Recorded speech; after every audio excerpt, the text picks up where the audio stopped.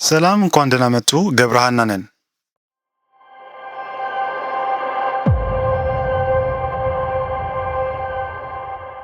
መንግስት ወጪውን ለመሸፈን ገንዘብ ያትማል። የዋጋ ንረቱም የዚህ ውጤት ነው ሲባል ሰምታችሁ ይሆናል። ላለፉት 10 ዓመታት የነበረው ሀቅም ይሄው ነበር። ነገር ግን ይህ አካሄድ አሁን ላይ አክትሟል። ለዚህም ማረጋገጫ የሚሆነው አንድ አሃዝ ነው። 35 በመቶ አካባቢ ደርሶ የነበረው የዋጋ ንረት አሁን ከ10 በመቶ በታች ወርዷል። አንዲት ሀገር ማተሚያዋን ለማሰራት ወይም ለማስቆም የምትወስነው እንዴት ነው? ኢትዮጵያስ ገንዘብ ማተም ስታቆም በትክክል ምን ተፈጠረ? አብረን እንመለከታለን።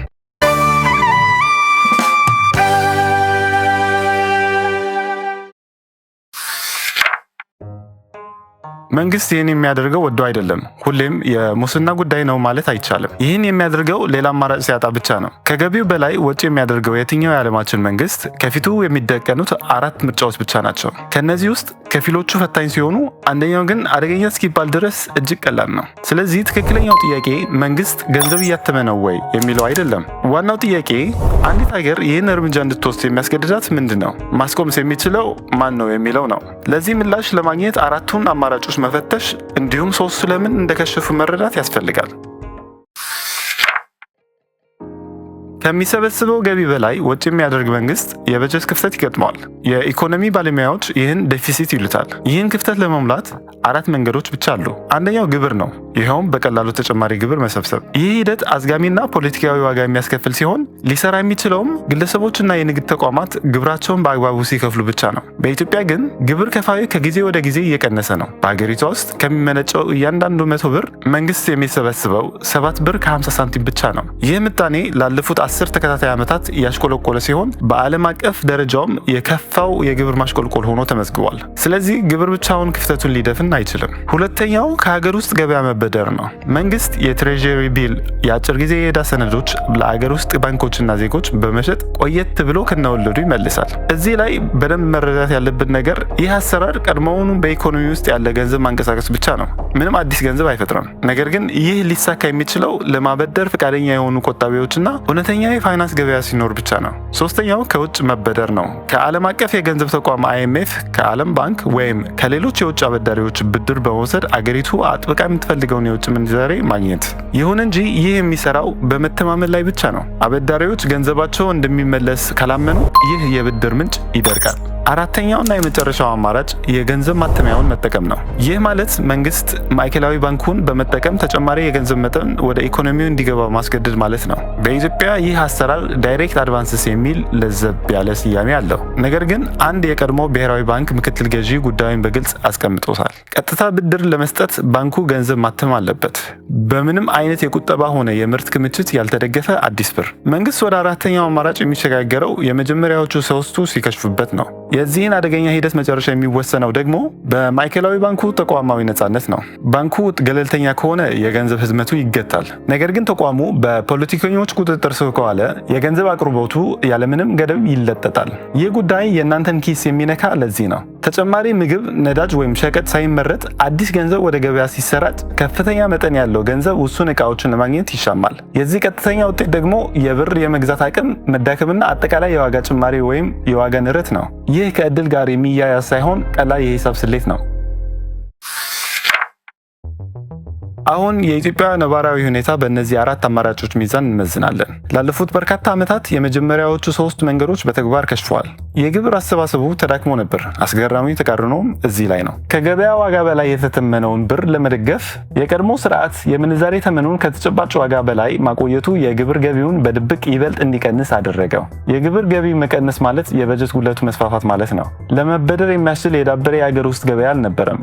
ከውጭ አበዳሪዎች ጋር የነበረው ግንኙነት ሲበላሽና የውጭ ምንዛሬው ሲሟጠጥ ከውጭ መበደር የማይታሰብ ሆነ። ይህም የገንዘብ ማተሚያውን ብቸኛ አማራጭ አደረገው። ማዕከላዊ ባንኩ በቀጥታ ለጠቅላይ ሚኒስትሩ ተጠሪ በመሆኑ ይህን እርምጃ የሚያስቆመው አንዳችም ነገር አልነበረም። ለዓመታት ኢትዮጵያ የበጀት ክፍተቷን የሞላችው ለመንግስት በሚሰጥ ቀጥታ ብድር ስም ገንዘብ በማተም ነበር። የዚህ መዘዝ በተግባር አይታችሁታል።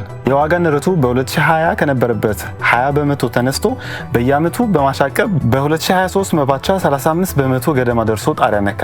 ይህ ጊዜ የቤተሰባችሁን ቁጠባ በዝምታ የቀለጠበት 10 ዓመታት ነበር። ከዚያም አቅጣጫው ተቀየረ። መንግስት ከዓለም አቀፍ የገንዘብ ተቋም IMF እና ከዓለም ባንክ ጋር ባደረገው ከ10 ቢሊዮን ዶላር በላይ የሚያወጣ ስምምነት መሰረት አካሄዱን ለወጠ። በ2024 የብር ምንዛሬ ተመን በገበያ እንዲወሰን ተደረገ። ይህም በአንድ ጀንበር የብርን የመግዛት አቅም በ30 በመቶ ገደማ አዳከመው። ብሔራዊ ባንክ ለመንግስት የሚሰጠውን ቀጥታ ብድር በከፍተኛ መጠን ከቀነሰ በኋላ ሙሉ በሙሉ አስቆመ። በአሁኑ ወቅት የበጀት ጉድለቱን ለመሸፈን አዲስ ገንዘብ እያተመ አለመሆኑን ይፋ አድርጓል። ከዚህም ይልቅ ክፍተቱ የሚሸፍነው ከሀገር ውስጥ ገበያ በመበደር ሆኗል። የትሬዥሪ ቢል ገበያውን በመጨረሻ በተፈለገው ትክክለኛ መንገድ መስራት ጀምሯል። እርምጃው ውጤት ማምጣቱን የሚያረጋግጠው ተጨባጭ አሃዝ ይሄ ነው። አጠቃላይ የዋጋ ንረቱ ከዓመታት በኋላ ለመጀመሪያ ጊዜ ወደ ባለ ነጠላ አሃዝ በመመለስ ከ10 በመቶ በታች ሆኗል። በተለይም የዜጎች ኪስ ክፉኛ የሚፈትነው የምግብ ዋጋ ንረት ከ14 በመቶ በላይ ከነበረበት አሁን ከ11 በመቶ በታች ዝቅ ብሏል። ነገር ግን ይህንን እንደ ሙሉ ስኬት ከመቁጠራችሁ በፊት ምን እንደተለወጠና ምን ባለበት እንደቀጠለ በትክክል መረዳት ያስፈልጋል። በጎ እርምጃዎቹ ተጨባጭ ናቸው። አሁን ደግሞ በሕግ ጭምር ጸድቋል። በ2025 የጸደቀው አዲሱ የማዕከላዊ ባንክ አዋጅ የባንኩ ዋነኛ ሕጋዊ ተልዕኮ የዋጋ መረጋጋት እንዲሆን ደንግጓል። የኢኮኖሚ እድገት የሚመጣው ከዚህ ቀጥሎ እንጂ ቀድሞ አይደለም። በተጨማሪም መንግስት ከባንኩ በሚወስደው ቀጥታ ብድር ላይ ጣሪያ ተጥሏል። በወረቀት ላይ የገንዘብ ማተሚያውን ከመንግስት የዘፈቀደ ቁጥጥር ውጭ ሆኗል። ነገር ግን አሁንም ሁለት ስስ ብልቶች አሉ። አንደኛው የተቀመጠው የብድር ጣሪያ የአደጋ ጊዜ መውጫ አለው። በችግር ጊዜ መንግስት ከህጉ ገደብ በላይ እንዲበደር ይፈቀድለታል። ችግር የሚለው ቃል ደግሞ እንደ ፖለቲካው ትረታ የሚለወጥ ነው። ሁለተኛው ማዕከላዊ ባንኩ አሁንም ተጠሪነቱ ለጠቅላይ ሚኒስትሩ ነው። የባንኩ ሹመኞች ገደብ ሊያበጁላቸው ለሚገቡ ፖለቲከኞች ራሳቸው ታዛዥ ናቸው። ስለዚህ ማተሚያው በህግ ቢቆለፍም መንግስት ተጨማሪ ቁልፍ ኪሱ ውስጥ አስቀርቷል። ክስተቶችን የአደጋ ጊዜ ብሎ የመፈረጅ ስልጣን ያለው ራሱ መንግስት ነው። በመጨረሻም በቀጥታ የዕለት ተዕለት ኑሯችሁ የሚፈትናችሁ ጉዳይ አለ። የገንዘብ ህትመቱን መቆም የዋጋ ንረቱን አብርዶታል። ይሁንና ያው የኢኮኖሚ ማሻሻያ ገቢ የሸቀጦችን ዋጋ በከፍተኛ ሁኔታ እንዲያሻቅብ አድርጓል። የብር አቅም በ30 በመቶ ሲዳከም ኢትዮጵያ ከውጭ የምታስገባቸው ምርቶች በሙሉ ነዳጅ፣ መድኃኒት፣ ማሽነሪዎችና ስንዴ በአንድ ጀንበር የዋጋቸውን ተመን በብር ሲሰላ እጅግ ውድ ሆኗል። ስለዚህ በአንድ ጊዜ ሁለት እውነታዎችን አብረው ይጓዛሉ። መንግስት ገንዘብ ማተሙን አቁሟል። የኑሮ ውድነቱ ግን በገቢ ሸቀጦች በኩል ማሻቀቡ ቀጥሏል። ከዚህ ውስጥ አንደኛው እውነታ ብቻ ነጥሎ የሚያቀርብላቸው አካል የራሱ ፖለቲካዊ ትርፍ እያሳደደ ነው። ታዲያ ኢትዮጵያ አዲስ ገንዘብ ታትማለች? ካለፉት በርካታ ዓመታት አዎ። ይህም ተራውን ዜጋ የከፋ ዋጋ አስከፍሎታል።